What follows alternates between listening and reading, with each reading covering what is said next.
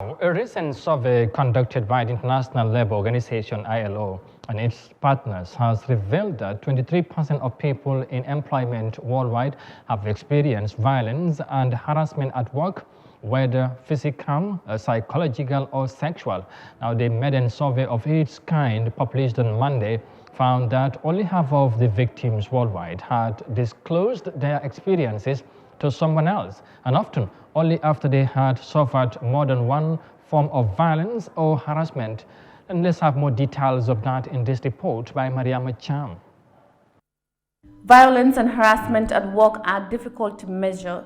It generates serious mental depression and affects the mental health of employees, which eventually reduces job performance. The study into the workplace harassment phenomenon concludes that poor concentration on this issue is root cause of mental health of workers and employees. The new joint analysis, the first of its kind by the International Labour Organization, Lloyd's Register Foundation, and Gallup, reveals that experiences of violence and harassment at work is a survey that provides a sense of the extent of the problem and its different forms.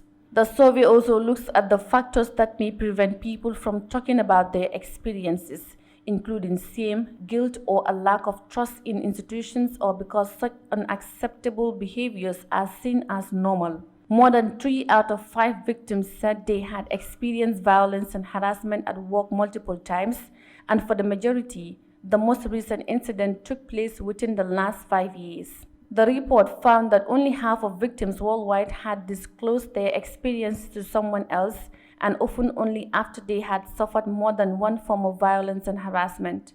Perhaps the sort of most interesting finding is that 50% of those who indicated having been subject to work-related violence and harassment, only 50% of them had told someone else about these incidents. The most common reasons given for non-disclosure were waste of time and fear for their reputation. Women were more likely to share their experiences than men. However, officials indicate that a lack of laws and existing mechanisms could be a factor in why people are not forthcoming.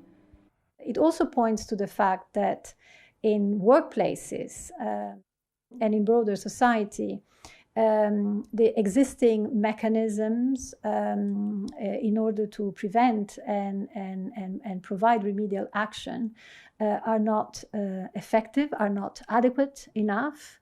And in other instances is the actual sheer absence of such systems and laws that clearly say no to violence and harassment in the world of work, which explain why people are not forthcoming.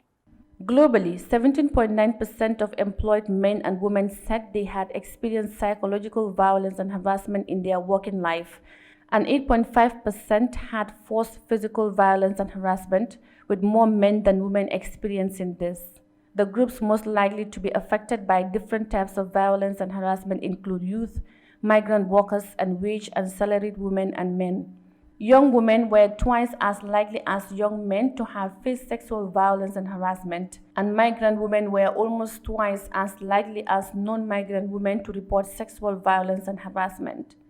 Reporting for Eyeafrica News, I am Yahya Jammeh.